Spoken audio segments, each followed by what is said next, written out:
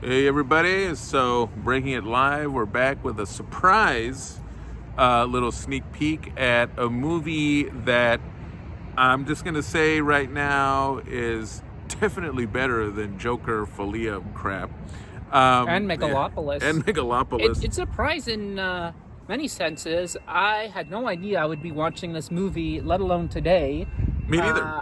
It was a bit of a theatrical production to even get there, but we were both invited to an early screening at the CAA headquarters to watch, as many people will see from our thumbnail and our title, Ali Abbasi's new film called The Apprentice.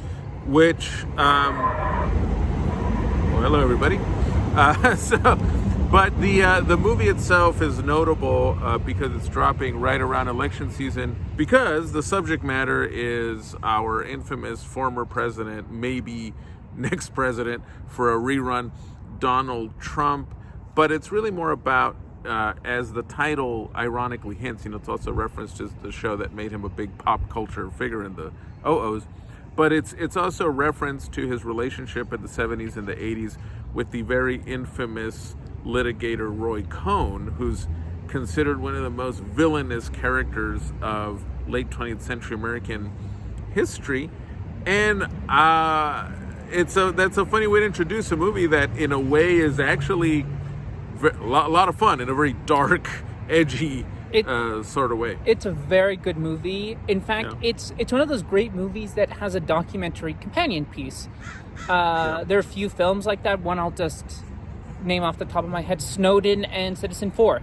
Excellent companion pieces. And if you like this film, or you want to just lean into the subject matter, you can watch an amazing documentary called Where's My Roy Cohn? Exactly. Came out about 6 years ago now, but it's more relevant now, and it's a fantastic profile of, a man who got started very young at around the age of 19 as a basically part of the legal team that helped Senator Joe McCarthy during the infamous Red Scare days in the 50s.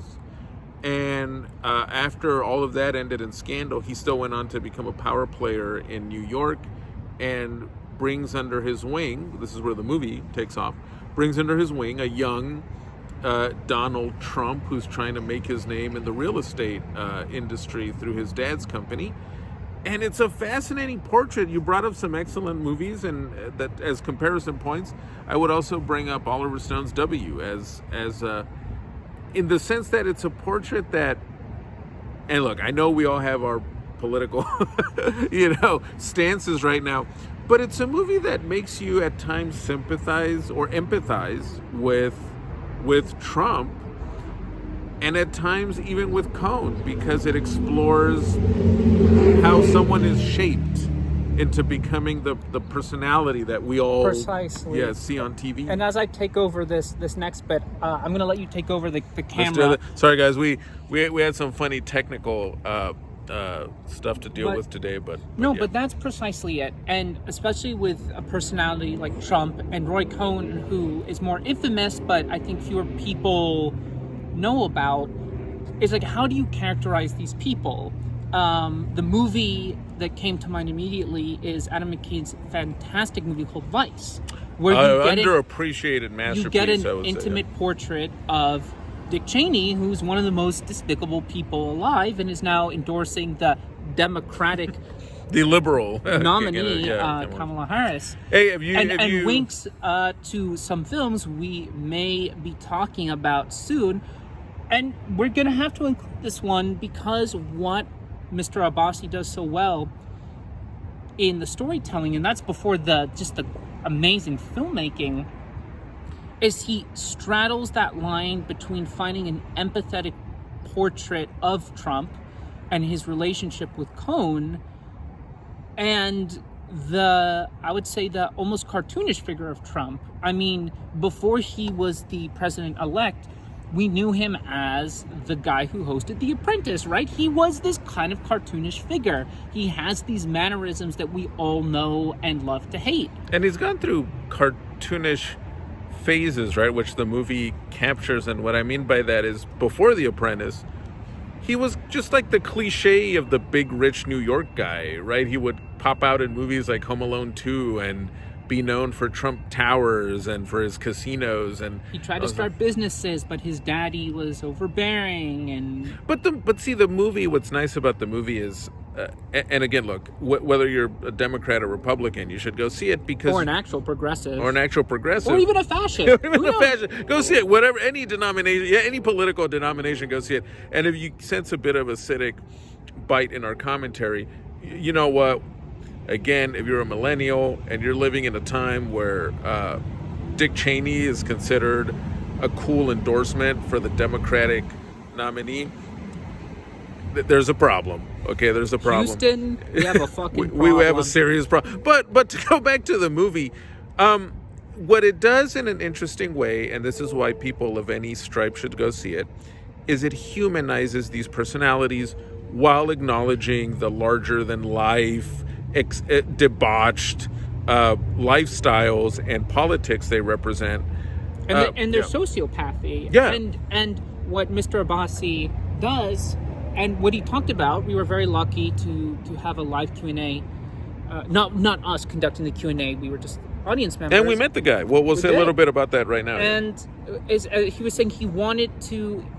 This is not a biopic. One, he wanted to craft this dynamic between Cohn and Trump, and he really portrayed... I mean, it is a mentorship, but I feel like he tried to portray Cohn as almost adopting Trump, really treating him like a son, and how Trump became this narcissistic sociopath. I'm sure he had those tendencies within him, but how does a person become that way? Well, we've all had, or many of us anyway, have had mentor figures in our lives, and there you go. We're doing human dolly shots here, or crane shots. When most of us have had mentors in our lives, mentor figures. But in the case of this movie, sometimes those mentor figures lead you to actually bring out the worst of your qualities, and that's what Roy Cohn does in this movie. He teaches Trump how to play the system, how to bully the system into getting what you want, how to dismiss the law, how to send any ethics to hell. Well, what he does, and also in the movie Vice, which we're not going to get into too much detail now, because wink, wink, we will surely be talking about them in detail later, is this movie is also using Cohn and Trump as kind of the conduit for what the American values actually are. Yes. Well, like the best political movies, what this one does is it uses these two characters, these two personalities who really lived and live, to then encompass larger ideas about the society that shaped them. Trump and Cohn, I mean, they're villains, but I think one reason a lot of us get turned off by them in a subconscious way is because they kind of do represent the raw essence of American power. Roy Cohn is just blunt about it. He doesn't mask what he does with flowery language. He just says, look, you have to win, do whatever you got to do to win, railroad whoever you have to railroad. I mean, whatever. I don't care if these people have children. Exactly. Which is a hint in the movie. We're not going to spoil it, but to me, that scene, when you see it, you know what we're talking about. That's the turning point for Trump. But no, it is an excellent the performances. Jeremy Strong, who you all know from Succession, he's so good. Yeah. I even told him the moment the lights came on, I said that Jeremy Strong, in our hearts, will get a Best Supporting Actor nomination. He's that good.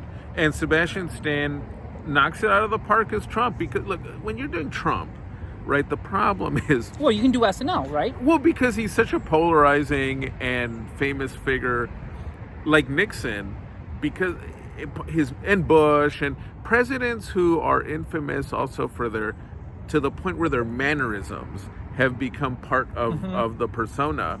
But he really turns this guy into a legitimate character of drama that we're following, from this naive young guy to eventually this monster. Yeah, it's very well done. Captured gloriously. This undoubtedly is one of the best photographed. Oh, we'll step back just a smidge. One of the That's best how you know we're live. You know? photographed films of the year, and it does something very interesting with how it literally captures different decades. Yes, the visual style is really cool. It starts with a grainy 70s, you know, forgive me, film professors, I'm wrong, but like a grainy 35 millimeter look. It then transitions in the late 70s to early videotape look, and then it ends in the mid to late 80s with like what the established video aesthetic that would dominate until DVD replaced it would be. And it's very creative, but it puts you there too in the moment. But the performances are so dynamic. It just becomes a very wonderful way of pulling you in. It's not a distraction, you know, because you're just so invested anyway. It's not a distraction. And lesser films, that would be the gimmick, and it would completely take you out. And that's let alone with the lighting and the staging. It's just aside from the literally capturing the decades, it's just stunningly captured. Very well done. And you know what? We need to throw out a bit of love as well to Maria Bakalova, who plays Mrs. Trump. Ivana, the first of many. The first one who like became as popular as him back in the 80s. And she became a kind of international superstar from Borat too. Yeah. I'm going to let you take my phone again. Let me just like Roy Cohn and Trump in the early days. We're sharing in the debauchery. In the power. But she broke out because of that film. I don't know what else she's been in, but she's great in this. Oh, she's wonderful. She, again, like Sebastian Stan and Jeremy Strong, she takes a public personality who could easily become a punchline, and turns her into an empathetic you understand her choices even when you don't agree, and then by the end she becomes like Donald and Cohn, kind of a figure out of Greek tragedy, right? She becomes a victim of both history and her own choices and the unforeseen future of the choices she made. And it's all framed by, as you were saying, great look, great music. The music was fantastic. I would describe it as it's almost got like an electro punk edge to it, you know, which was really cool because it evokes the 80s while throwing in the right kind of needle drops. You know, yes. we don't get cliche needle drops in this movie. You know, we get like songs that add to the mood, enhance it, and just turn it into something. It turns it into something grandiose, but in the best way. It's just really everything we complain about with all the Oscar bait biopics, and we're getting the Bob Dylan one and all these other ones that are now being announced. That it's just like what did you say? Shailene Woodley is going to play Janis Joplin for some reason. Yes, she's producing the movie too. But this is an actual portrait of people that would be very, very hard to do. Now, it's not the same, but we can kind of tangentially associate it with films like Downfall, where Bruno Gantz puts a lot of human qualities into one of the most notorious villains of all time. Well, I'll put it this way: Downfall. If you haven't seen it, it's probably one of the best dramatic interpretations of Hitler ever done. But Bruno Gantz, one of his best performances. And ever. you're not watching the movie thinking of Hitler the cliche, or Hitler the whatever you want to call it, right?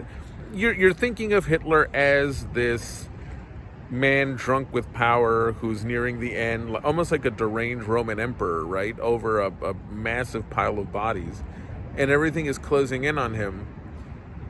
And you're taken in by the performance to the point where you're not thinking of Hitler as a marquee name, but Hitler as a figure, as a dark, villainous, tragic figure.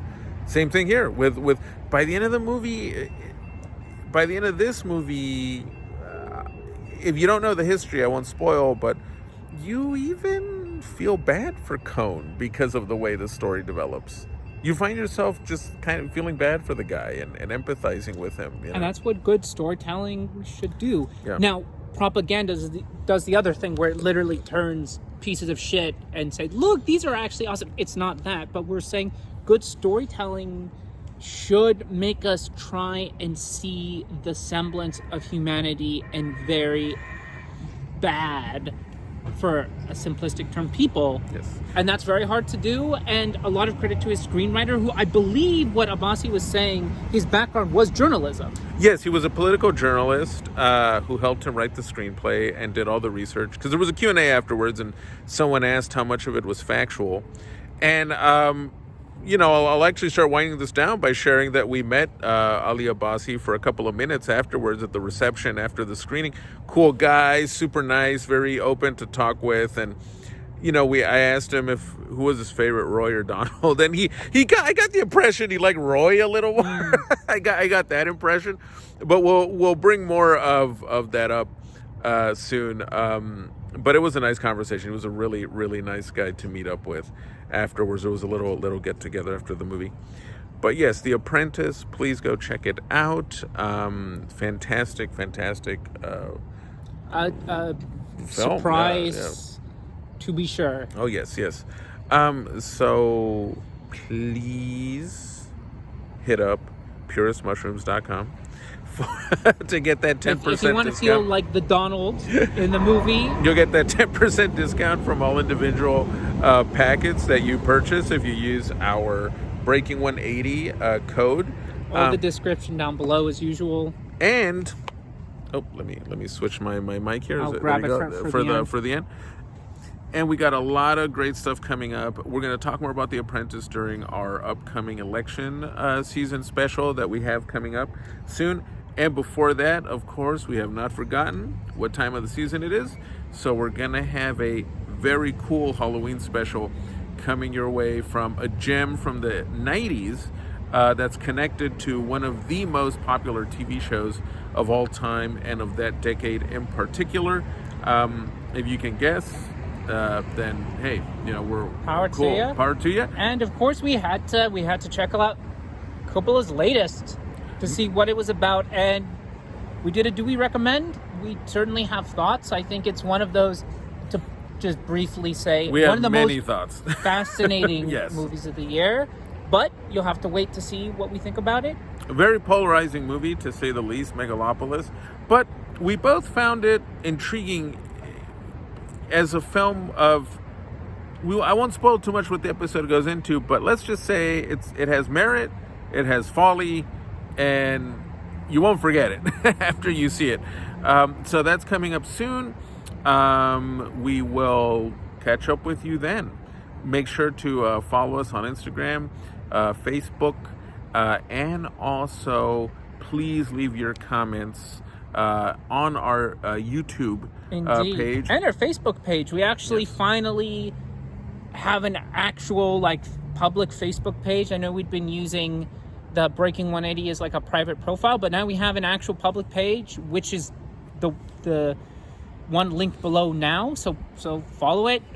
Argue with us, agree with us, but just don't be silent. Just contribute to the conversation, because that's what good film talk is all about. Indeed. But until then, keep thinking critically and enjoy movies, everyone. Peace. And remember to vote.